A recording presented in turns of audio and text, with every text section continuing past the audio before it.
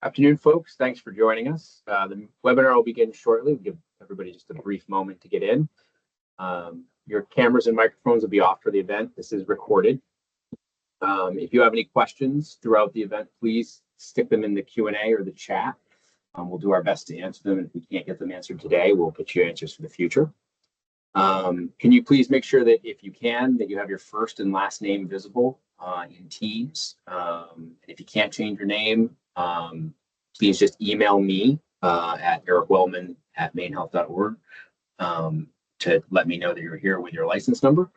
If you are attending from New Hampshire, if you just let me know, because then I'll have you a certificate sent to you so you can get credit for this through your methods. And if you have multiple people attending on the main side, please also do the same and give me the first, last, and EMS license numbers for everyone that's here.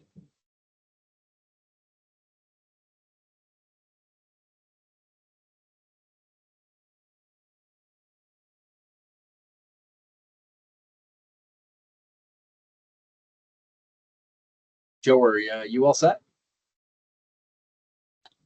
Should be good to go. Great. Folks, let me introduce you to Dr. Minichiello. He is our chief resident, or one of our chief residents in the ED. He has a wealth of experience, also is an EMS provider. He was an EMT in New Hampshire, correct? New Hampshire and Vermont, yeah. Hey, look at me. Today he's going to do a talk on sepsis, so I'll give the floor to Joe. All right, thank you so much. Let's see, hopefully slides, yep, they're gonna move along fine. Hopefully everyone can see this okay.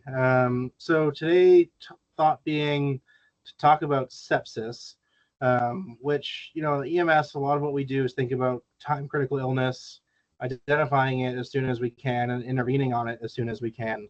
I think sepsis is one of those that people always talk about sepsis, and like, is this sepsis, is it not sepsis? But today, hopefully, we're going to tease out what actually is sepsis. And the answer is sepsis is a lot of things. What can we do in the pre-hospital setting to start to intervene on this? And how can we help folks get best care as soon as they can for something that really is a time-sensitive diagnosis? I, unfortunately, do not have any financial disclosures. But if you have some funding available, let me know. So our objectives for today, so we're going to define sepsis and really look at the spectrum that is sepsis. Do a little bit, some brief history about sepsis.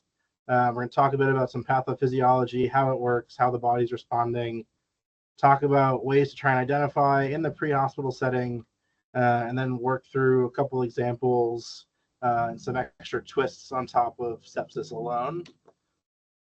So here's a patient. This was someone that came into the ED a couple months ago that I'm basing this off of. But frankly, this is someone that most of us are going to come across essentially every day. You get called for a 66-year-old female who's weak and lightheaded, some of our favorite words to get.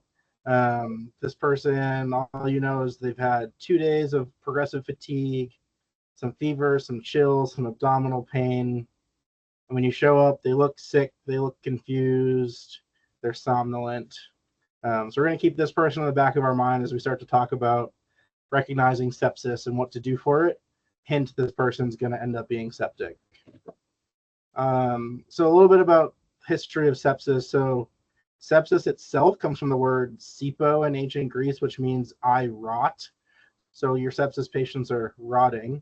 Hippocrates in like 400 BC talked about sepsis as being a state of biological decay of people.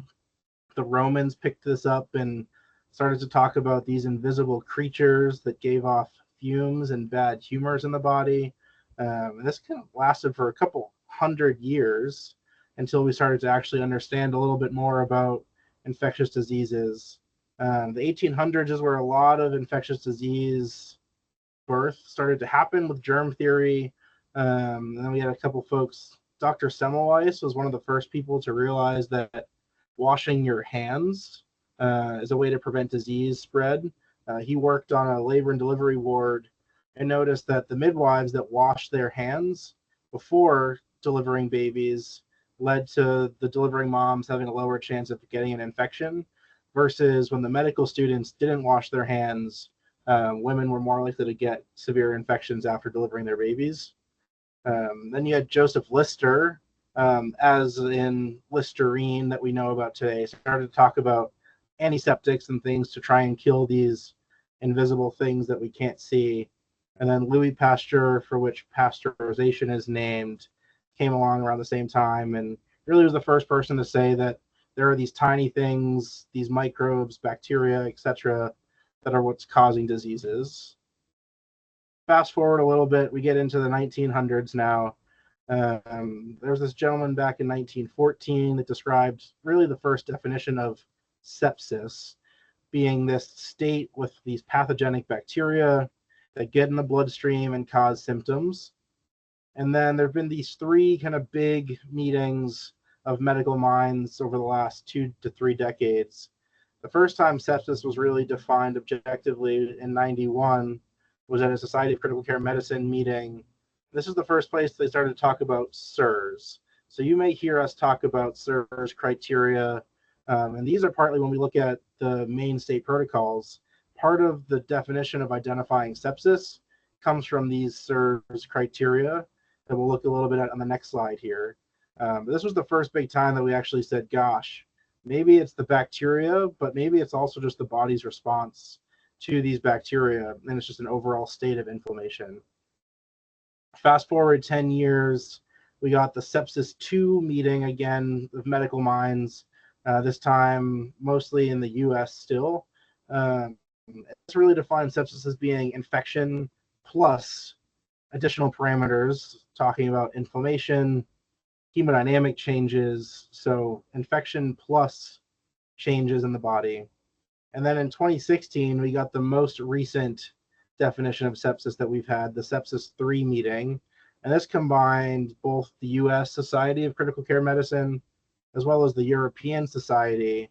And they came up with sepsis as being infection plus organ dysfunction or even organ failure.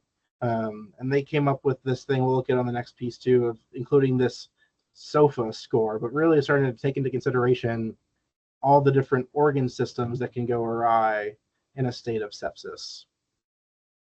For those that have looked into sepsis more or may have gotten other sepsis talks, there are different scores, different criterias, different acronyms.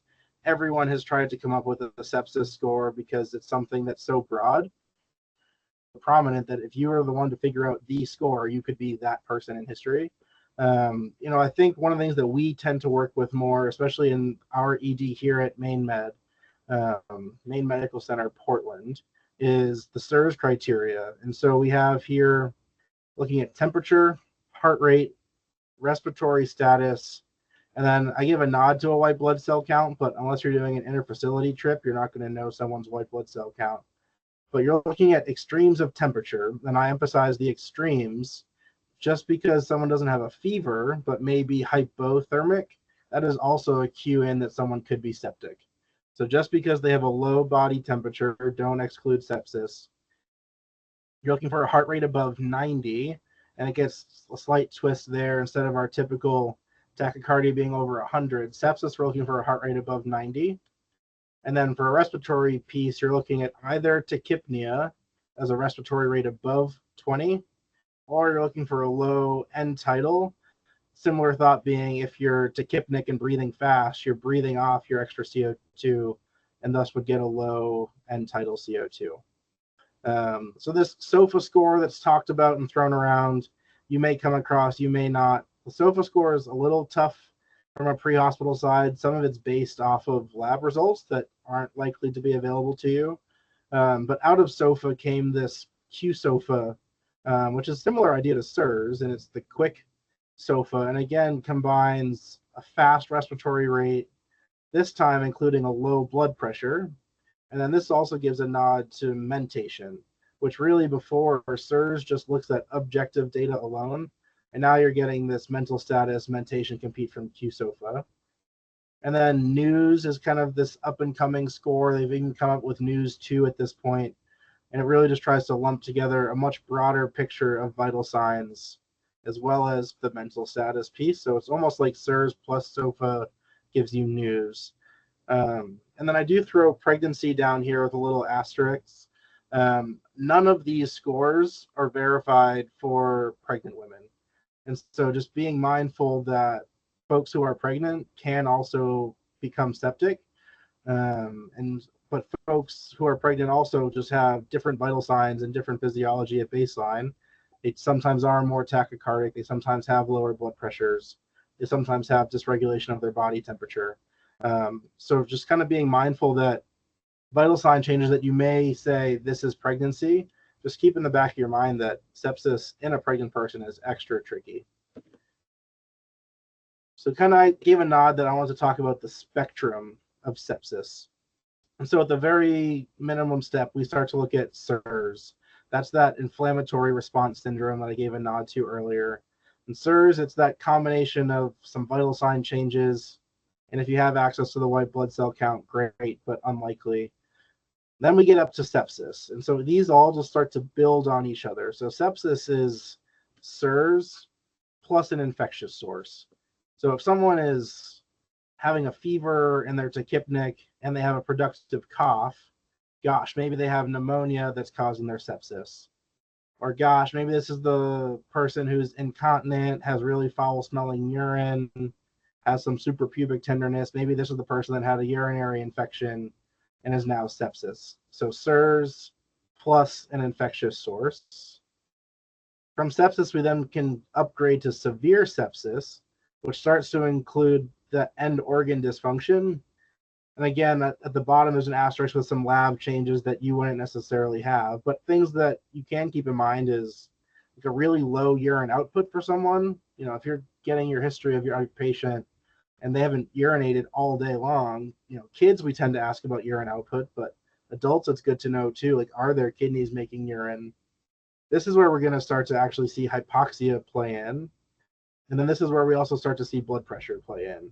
So if someone is hypotensive, hypoxic, not making urine, and you're concerned they have sepsis, that then gets them this upgraded level of severe sepsis. And then the place where the time-sensitive intervention really is going to play in is for septic shock, which is sepsis plus hypotension that is still present even after giving adequate fluid resuscitation. And we are going to talk more about fluids here in a little bit. And then septic shock, if not treated, progresses to this multi-organ dysfunction syndrome and ultimately death.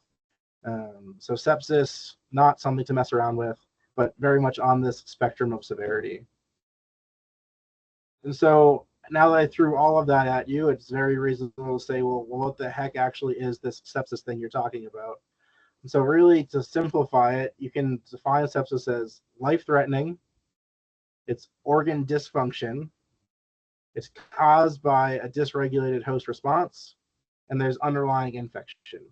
So these are the big things I want you to keep in mind. Life-threatening, organ dysfunction, dysregulated response, and infection.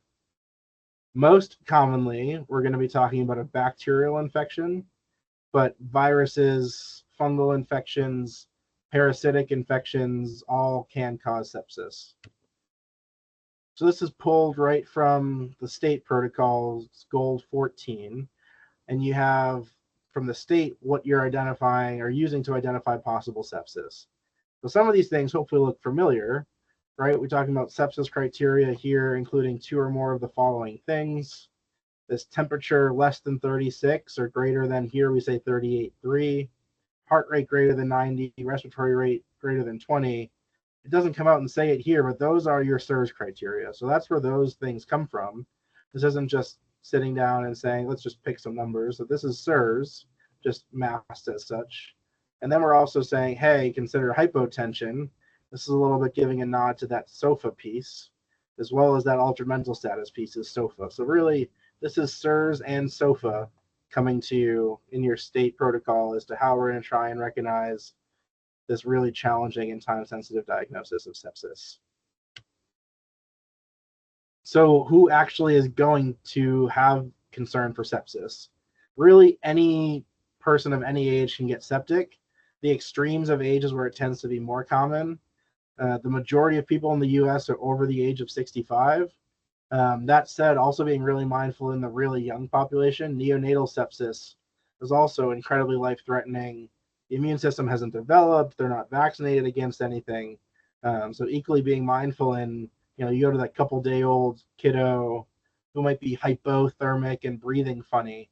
Your bells should be going off at that point that, gosh, this kid's probably really sick. Folks who are immunosuppressed, whether that's they have some autoimmune disorder, they're on steroids, they have some other reason they're getting chemo for their cancer. Cancer in and of itself seems to be an increased risk factor. Just various organs, when they are inflicted with cancer, aren't functioning normally and are more likely to become infected. And as well as some of the blood cancers where your immune system as a whole just isn't functioning normally. Prior hospitalization is also a risk factor, so being mindful of your patients that have spent time in hospitals recently. And with this, I should include folks who are at long-term care facilities where especially these antibiotic-resistant bugs tend to grow and can spread really easily. For the patient population who has IV drug use, also something to be really mindful of. Bacteremia, endocarditis, those are all pieces that can then evolve into sepsis. Then there are various genetic disorders, and really from the pre-hospital side, just getting your history. And if someone says, hey, by the way, I have XYZ underlying disorder, it's just helpful for us to know and kind of have a sense of how their immune system is or is not working.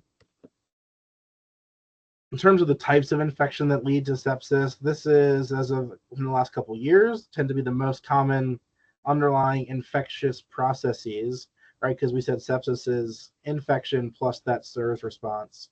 So just symptoms and signs to think about and trying to identify, gosh, does this person have an infection on top of having these SIRS criteria? Meningitis is a big one. So meningitis, that's your neck stiffness, your photophobia, real bad headache. Pneumonia, like you said, the kind of productive cough, might be short of breath. Endocarditis, folks who've had open heart surgery, folks who have IV drug use. Skin and soft tissues, mostly nice because a lot of it's out and open to the world, but sometimes it's masked and hidden. So especially your folks who may have a history of diabetes tend to get some foot wounds that can get really infected and can then seed bacteremia and bloodstream infections. Abdominal things, there are lots of things in the belly that can go wrong. Cholecystitis, appendicitis, a perforation, C. diff. So if anyone has belly pain plus SIRS, gosh, be thinking sepsis. And then certainly urosepsis, so a urinary source is a big one. So these are the most common things to think about when you're trying to piece together what might be going on with your patient. So why should you care? Sepsis is all over the place is why. And to actually get a prevalence number for sepsis is really challenging because sepsis is not one single thing. And so this is just based on people who in their hospital chart actually have someone type in the word sepsis, then they can pull this data. But likely this number of 750,000 annual cases is likely underestimating the true number of sepsis cases annually in the US. It is the leading cause of in-hospital death of anyone that gets admitted to a hospital. Sepsis is the most common diagnosis for those who are then going to pass away. The incidence does tend to be a little higher in the wintertime, but people can still be septic in the summer. So just even on these days where it's 90 degrees out and you think you otherwise have a reason why someone's temp is up, just be mindful that you can still be septic even in the summertime. The reason it is more common in the wintertime is believed to be, though, that just respiratory diseases tend to be higher. And when folks are locked up inside with closed windows, it's just easier for disease to spread. About 6% of all hospitalizations are related to sepsis. And about 85 of those do start out in the community. So these are folks that are either coming in by themselves or coming in via ambulance for their sepsis diagnosis. Annually, sepsis is estimated to cost the US healthcare system about $62 billion, which, I mean, once we start to get above millions, I really have a hard time wrapping my mind around what these dollars actually mean. But 62 billion is a heck of a lot of money, all towards one single diagnosis. And the time-sensitive piece really is a big piece is from this pre-hospital side. For every hour sepsis goes untreated, and we're talking not getting antibiotics, not getting fluids, there's an increased risk of mortality of 4 to 9%, which is absolutely wild to me to think about. 5% plus more likely to die for every hour someone's not treated correctly. And then, there's a 60+% mortality in septic shock. So just if you come to the hospital and are diagnosed with septic shock, right then and there, your chance of dying is over 50%. There are very few things where we have that high of a chance of dying beyond septic shock. But there is good data that says for folks who get rapid diagnosis and treatment, that gets reduced to about 20%. So about 80% of these folks can actually have a decent outcome. A nod to the Surviving Sepsis campaign that has driven a lot of the work that's gone into improving sepsis care for folks. So this was launched back in the early 2000s. This came from a lot of the same groups that were having those defining sepsis meetings. And they defined 6 pieces of where they really thought a difference could be made to improve sepsis care. And I underlined the first 4 of these as being things that from the pre-hospital side can make a big impact. One is just building awareness. The fact that you all are here today, we are talking about sepsis, naming sepsis, we're going to talk about identifying it. That in and of itself is huge, right? Otherwise, these folks come in, might sit in the waiting room for a couple hours before we then actually piece together what's going on. Improving the diagnosis itself. These are some of those diagnostic tools, but just applying your gestalt, knowing what to watch for. Increased appropriate treatment. So this is where some of the sepsis guidelines have come from. How much fluid to give, which pressors to give, and then just educating healthcare professionals in general, which again, that's what we're all doing here today. Then they've looked at post-ICU care and other guidelines, but less of an impact from what we can control from this group here. So back to the person that I introduced at the beginning. So this 60-year-old woman, I think I called her 66 earlier, but in her 60s, weak, lightheaded, these 2 days of progressive symptoms, has a fever. Let's say her temperature's 103, so roughly 39 or so. Having chills, has abdominal pain, looks ill, looks somnolent. She's confused. I think if this works, people can throw just thoughts into the chat. But what else do you want to know about this person? And what do you want to do for this person?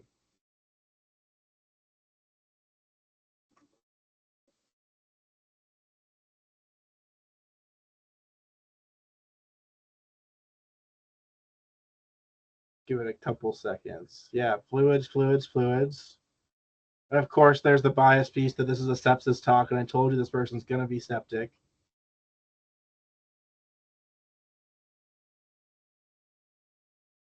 But this person's weak, fatigued, having a fever, vitals, yes. Potential sources, yes.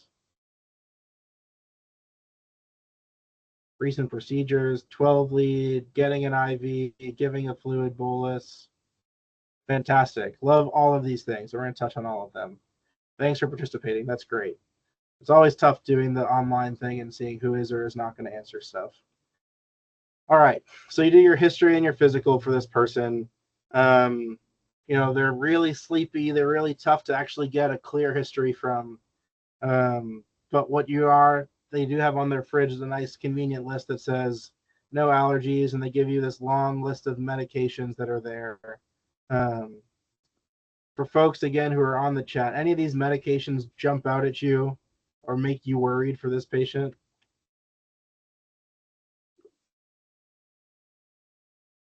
I see lots of things on here that get my mind thinking.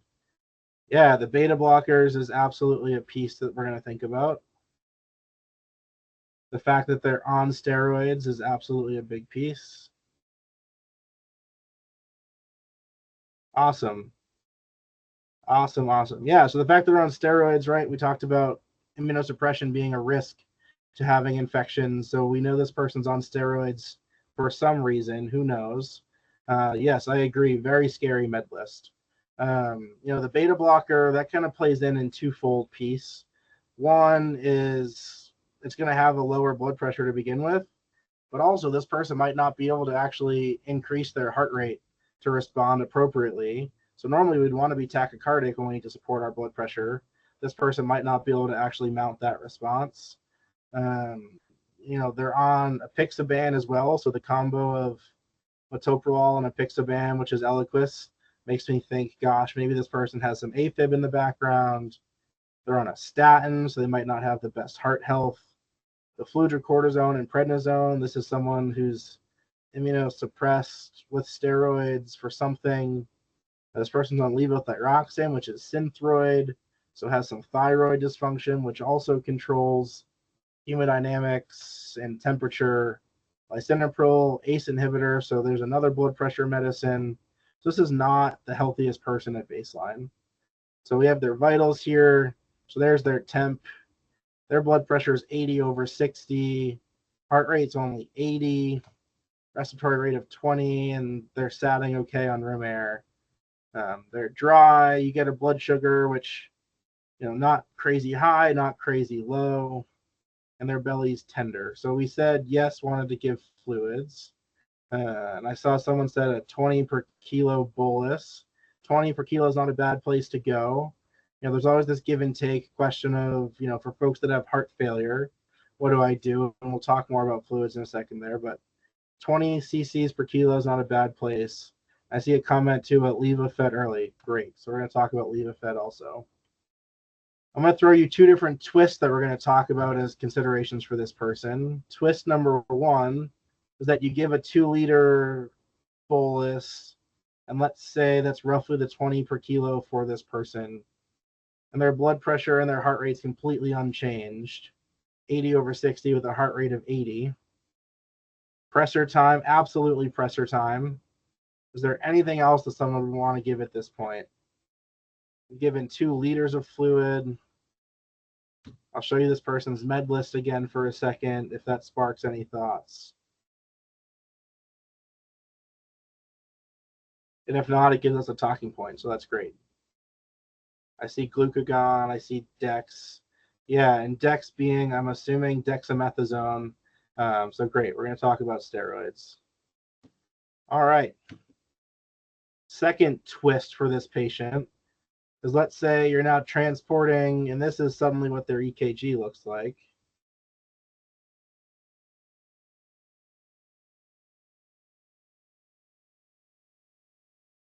Give you guys a couple seconds, and if someone has thoughts about this EKG, by all means, pop that in.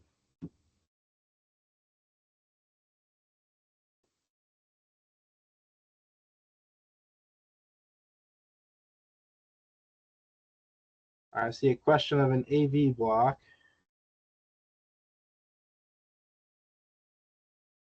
AFib.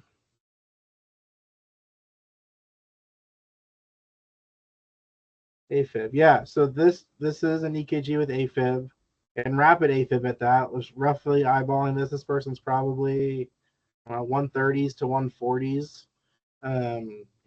It's hard to say if this person's that sleepy and tough to get a history from.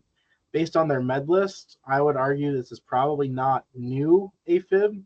What I don't know is if this person is paroxysmal AFib and they go in and out of it, or if this person is in AFib all the time. But this person's got some faster AFib.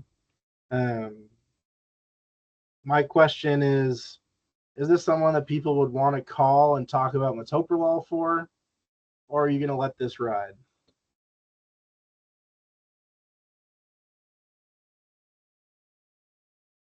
Let it ride.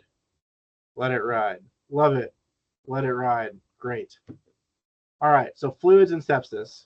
I think right from the get-go, when I said what are people going to do for sepsis, the very first answer was fluids. And so 20 cc's per kilo is a great place to start when you really don't necessarily know this person's history. There's always that question of heart failure. Is this person going to have fluid overload? The sepsis gold standard we tend to talk about is this 30 cc's per kilo bolus. The thing to keep in mind here is that we're talking about ideal body weight.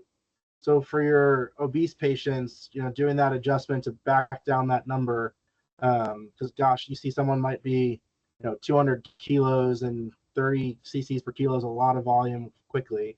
So 30 cc's per kilo of ideal body weight 20 cc's is not a bad place for your initial bolus. Without doing a full literature review and boring you on a research lecture, all I'll say is there have been tons of studies done to look into fluids and pressors and what combination to give, how much to give. All this to say, the data says fluids are important.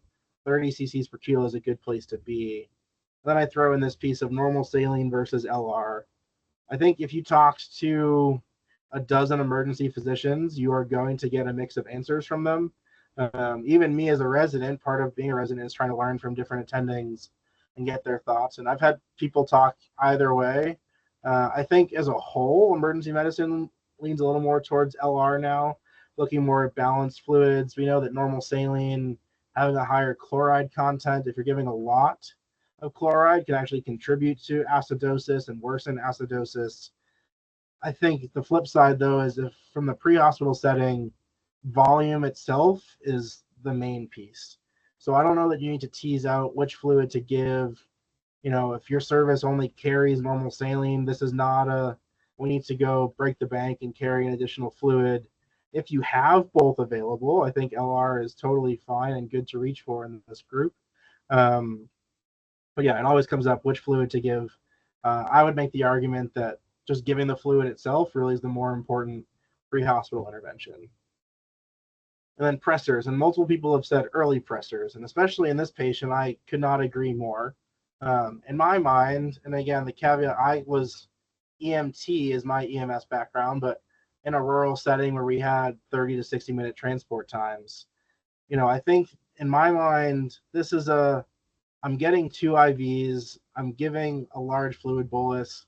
As I'm giving my fluid bolus, I'm hanging my norepi and getting it ready. So this is someone that I just have a low threshold to start the pressor on in the background. And I have a high suspicion they're going to need the pressor in the background. People always will talk about, you know, what's the best pressor in sepsis and septic shock specifically. I put the lightning bolt over norepi because that's what Maine has available as norepi. So that's what we're going to talk about.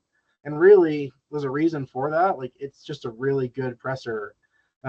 What we're talking about in septic shock is this distributive shock, this vasodilatory shock. We need to get the blood vessels to clamp down. And at the same time, a little extra support to the heart itself doesn't hurt. So norepi gives you this really strong alpha agonist piece to get that peripheral clamping down, and also gives the heart a little bit of a boost. You know, epinephrine really has more effects on the heart itself. Doesn't have as much effect on those vessels. There's also effects where epinephrine can actually lead to a worsening lactic acidosis. So when someone we're already worried about their lactate and their being acidotic, that's actually going to maybe cause some more harm. But there are folks that will, you know, if you show up, and this is where I've gotten a couple of questions before, you know, you started norepi, they get here, and then we start to talk about epi or vaso or what are we going to add on top of. That is just that. We are adding on top of what you have already done for us. Phenylephrine also is a really nice pressor. It's almost all, essentially all alpha agonists really working on the periphery. Again, it's not available, but it's something that if you come in and you hear us kind of talking about, maybe we want a little phenyl on the background. That's why. But yeah, norepi is your friend, and there's good reason for it. It's a great pressor for folks in this vasodilatory state. So just going through, making sure we're all on the same page. Now they've given a little context, kind of talk through that these are all the things that we can and should be doing for our folks with concern for sepsis. So this comes right from goal 14. So at the EMT level, identifying the shock, identifying sepsis is the huge piece.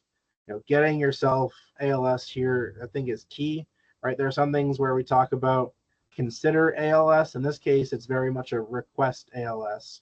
This person's going to need fluids. They're going to need support. And it's all time-sensitive support. Managing their airway, giving them supplemental oxygen, you know, treating their blood sugar if it's low.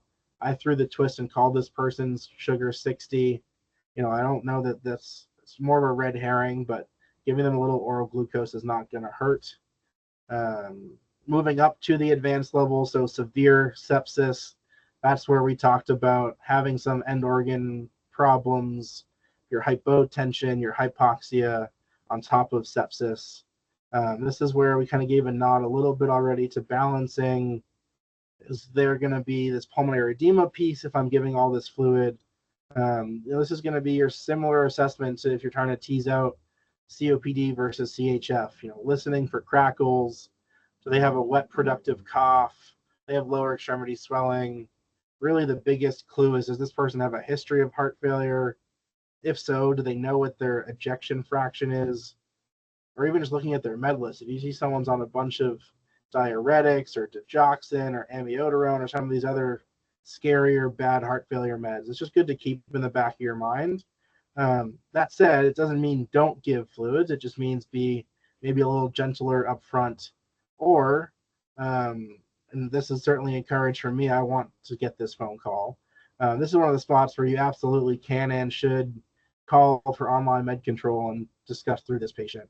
There's a chance too, like if you get me on the phone, especially, like I love to try and get a patient name from you, and if I can pull up their chart and get a little extra background and we can do some shared decision making, all the better. But this again, fluids are still something they need, but we can talk a little bit about maybe how much that person needs. But that said, 30 cc's per kilo is our gold standard. That is the bolus as in the protocol. For folks, and this is not just for old folks with the heart failure history, the smaller volumes, and it's tough to say, gosh, what is a smaller volume? I think personally in the ED, I'm doing like a 250 to 500 cc bolus for someone and seeing what happens. And if they seem that their blood pressure gets a little better, their heart rate gets a little better, I then feel a little more comfortable going forward. But if their vitals actually get worse, they start to cough, they're having worse than the hypoxia, that's when I might be a little more cautious to give more fluid. The other thing, and I mean, folks in EMS are absolutely the experts at this, just watching your patient carefully throughout this whole resuscitation, trying to be mindful of, what did I do for this person? Did it make them better? Did it make them worse? It's tough when what you're doing is 5 things all at once to know what actually made them better. But just being mindful of what you're doing, because then you are the key for us to then show up and say, hey, I gave them 1.5 liters of fluid. They got a lot better. I think they like the volume. Or if you come to me and say, gosh, doc, I gave him 500 cc's and all of a sudden his sats tanked and he was having all this frothy sputum he was coughing up, I might be real careful to give him more fluid, and I'm just going to go right to pressors when I'm in critical care with that patient. Continuing on, gold 15 side gets to the paramedic scope that's on top of everything. I really want to emphasize it's all the basic stuff and it builds. But septic shock, we're talking pressors. So for norepi, if you have to mix it, you're doing 8 mgs in a 250 bag, or you might have one of the pre-mixed bags, which is nice and convenient. Your starting dose is going to be 0.03 mics per kilo per minute. And then titrating that up by 0.03 every couple minutes. Should not exceed 0.6. If you're hitting that upper, if you're starting to hit like 0.2, 0.3, calling and checking in with us, letting us know, depending, for someone that's 5 minutes out, it's one thing. If you're still 15, 20 minutes out, we should have a conversation and make sure we're all on the same page of how best to help that person. And then, so here, this was kind of from twist number 1. We get to bullet point number 8 here, which is for folks with adrenal insufficiency, which certainly is a concern for this person who's on 2 steroids, the prednisone and the fludrocortisone. Some folks are going to just have their own dexamethasone rescue dose, or if you have dexamethasone on the truck, this is a great time to be giving dexamethasone if they're known to have adrenal insufficiency. If they're not known to have it, but you're in this point that they're fluid unresponsive and on pressors and they have this med list, if you call and talk to one of us, we may direct you down that pathway if you hadn't already given some steroids. Pediatrics, keep in mind, can also have adrenal insufficiency, so being mindful in your peds patients too if they're not responsive to their fluid bolus. And then kind of just giving a nod again to the high mortality, the importance of giving IV fluids. There is evidence that says ringers might be helpful. But again, if it's available, use it, great. not necessarily a must go out and buy ringers to keep on hand for your septic shock patient. There is an important pearl here I want to make sure we highlight, that when you are going to do peripheral pressors, which are very fine to start peripheral pressors, just make sure it's an IV that is easily flushing, has good blood return, not extravasated. The more proximal, the better. Partly it's just you're going to have a larger vessel, less distance traveled in the periphery. Norepi is not the nicest of meds to have extravasate, so making sure this is a vessel that's actually going to hold your norepinephrine is good. And then, yeah, it's been said a couple times now, but these are really sick patients. These are really complex patients. You are not alone in caring for these patients. You are resourced and more than capable, but you should never feel like you're alone in doing this. So call, give us a chat, see what we can do to support you before you get here. And then certainly once you're here, we'll kind of walk you through what we're doing. And always happy to chat with folks when they're here, and I'm there as well. Moving on, gold 16 at this point, giving nods again to pediatrics.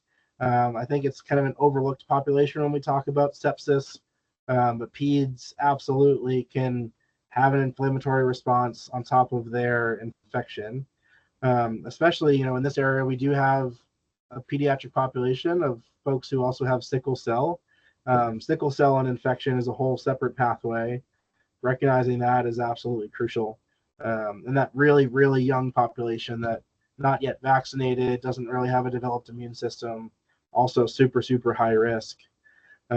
Giving a nod that some of those SIRS criteria and sepsis criteria are going to change based on ages. The protocol book nicely gives you a breakdown of what the upper limit for heart rate and respiratory rate would be in the different age groups. So another nod to have your protocol app or your protocol book handy. And then again, for medical shock, hypoglycemia, especially in kids, seems to be more prominent. Kids just have less muscle mass, less of a sugar store built up. So just being mindful to check a sugar. Ray Williams, one of our attendings here, has drilled into me that glucose is the 6th vital sign for pediatric patients. So especially in your septic patient, checking a sugar for kids. And then one of my personal soapboxes for pediatric patients, do not delay getting IO access. If you've identified that this patient is sick, go for one IV attempt, fine.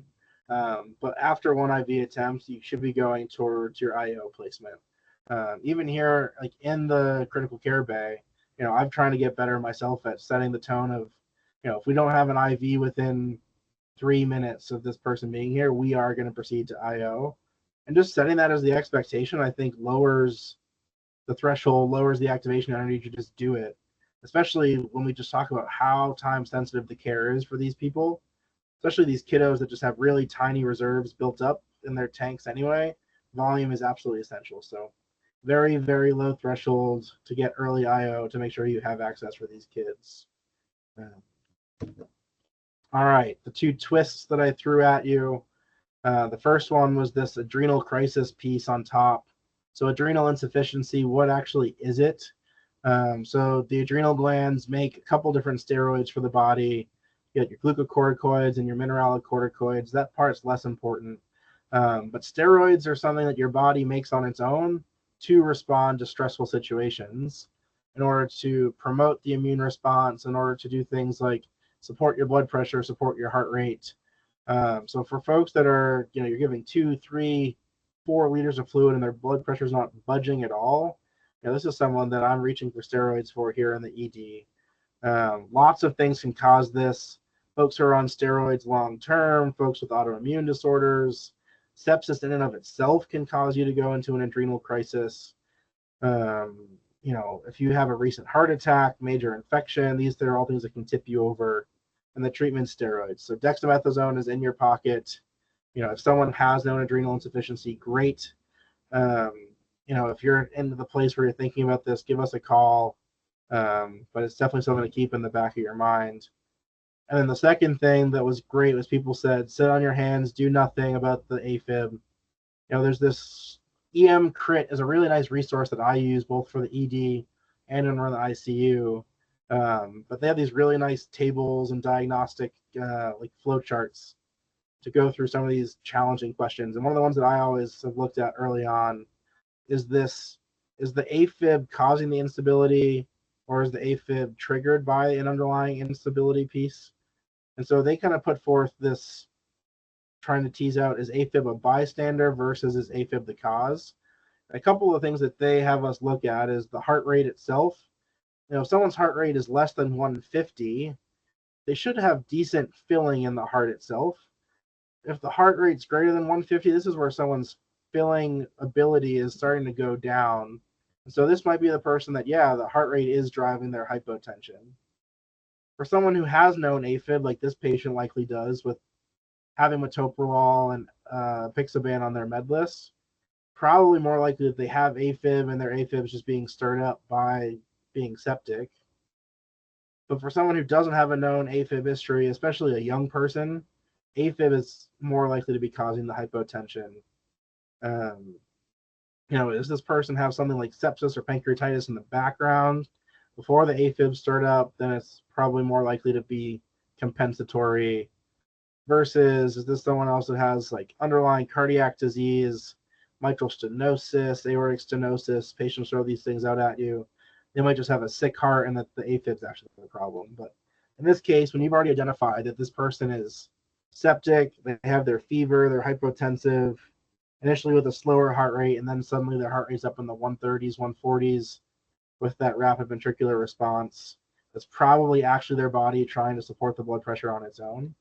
I do very much recognize this is a place of folks will often call in and say, hey doc, I have this person in AFib, it's fast, should I give them some metoprolol? And oftentimes we'll just say no, we'll see when you get here, and don't always give the context why. I will say, at least for me, but I think certainly most of my colleagues taking those med control calls, this is one of the things that's in the back of my mind when I'm making the decision of, are we treating the AFib or not? Even in the ED, there are times that we'll go in circles and wait for labs to come back before we decide to treat someone's AFib or not, because I'm honestly at times a little, maybe terrified is the right word, that if I were to give this person metoprolol and all of a sudden their pressure tanks even further, it's really hard to get that metoprolol back once you gave it. So it is not from a lack of trust. It's not from I don't think you found AFib correctly. It's more of I want to know why this person's in AFib, and as long as they're doing okay, that's why we tend to hold off. So I know you want to give the things and treat the things, but this is what kind of gives me that pause there. There are a couple of questions that got thrown in. Thoughts about pre-hospital presumably ceftriaxone for septic patients. So currently ceftriaxone is for open fractures. That is the indication in the pre-hospital protocol for ceftriaxone. At this point, there's not pre-hospital antibiotics in the state of Maine for sepsis. One of the reasons for that is the ideal is that we are able to draw cultures on patients before we give antibiotics, which actually in the long term lets us guide giving them appropriate antibiotics instead of committing them to big, broad, heavy-hitting antibiotics for weeks to months. So at this point, no, I think the fluids are the big thing to really support the hemodynamics. Antibiotics, you have a couple hours to tease out what exactly to give. Even when folks get here, we sometimes hold off a little bit, give them the fluids, get some initial data back and see, does the chest x-ray show a pneumonia? Does the urine show a UTI? So as of now, no ceftriaxone for sepsis. And then comment about early IO even in adults. That's absolutely spot on. Kids is where I mentioned it, but yeah, even in the adult, like access is the important piece. Like once you've identified this person is septic, this person needs fluids. To do that, this person needs access. So do the IO, in your cardiac arrest patient, you give the IO, you don't always give the LIDO behind it necessarily. If it's an awake person in septic shock, like, gosh, maybe that's the nice person to actually give that push of lidocaine before you go flush through and start to put large volume through there. But yeah, IO, even for an adult, that's an excellent point and good thing to highlight there. All right, now that I've just been talking at you for the last 50 minutes, so big picture for sepsis. Sepsis is something that's been talked about and thought about literally for millennia, back from thought of just being the body rotting to now we have a sense that it's bacteria causing an infection with a bad response. We talked about sepsis really being this spectrum of disorders all the way up to septic shock, and that untreated septic shock is going to progress to organ failure and death. Sepsis is highly prevalent. It's also very expensive. Early diagnosis is absolutely essential, and really fluids and pressors are huge pre-hospital interventions that can have a very real impact on a patient's mortality. Keeping steroids in the back of your mind for folks with adrenal insufficiency, keeping in mind that their AFib might actually be compensatory and we do not always need to treat AFib. And then always keeping in mind that online med controls here. And, you know, at Main Med, you know, if you're coming here to Portland, you know, do we have, I'll necessarily use the words code sepsis in critical care, but if you call Remus and say, hey, worried about this patient being septic, like that's what's going to go out as the page to all of us as we're preparing for that patient to show up. And so the earlier you can just cue in everyone involved to being sepsis, just gets us moving fast, gets all the right things going. So calling for guidance and then giving us a heads up is going to give this person the best chance they have. I got a couple references here. Always happy to talk more about these things. I'll leave this up here for a second. This is, you know, Eric does an incredible job trying to piece together all the data as we're doing these first couple rounds of this web series. So please give feedback. If today was great, by all means say that. Today was not great. You're not going to hurt my feelings. Say that too. We want to make this as best experience for you as possible. I'll leave this here in a couple seconds. We'll flip it over, give a nod to next month's talk that Dr. Kate Zimmerman is going to be doing for us. That'll have the QR code there in a second for that session, as well as the date there. But at this point too, if there are other questions that people have, we got a couple minutes left. By all means, pop in any questions.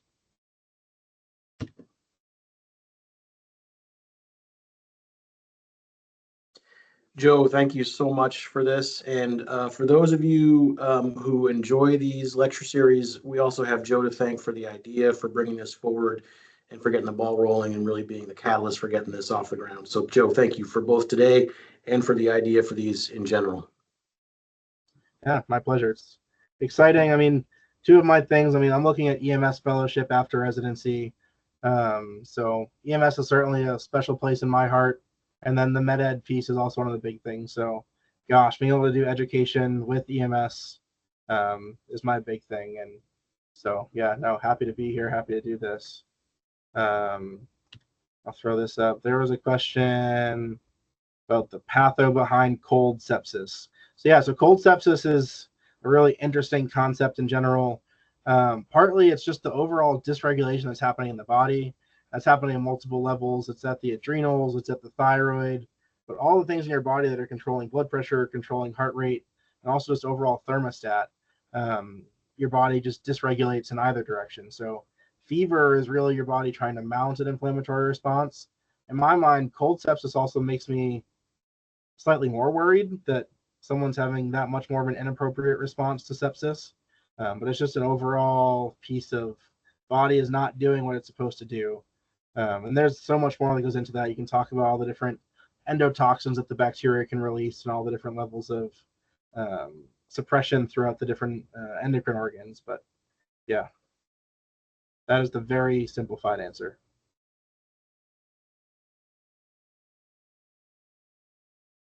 All right, folks. Well, if you see me in the critical care bay, say hi. Let's talk about patients. Let's talk about things. I also am around in Gorham and Westbrook. Those are the services that I'm paired up with. So if I see you out there too, by all means, let's chat and let us know what you want to hear about in the future too. All right. Thanks, everyone. Oh, great job, Joe. Thank you, everybody. Yeah, of course. Great work, Joe.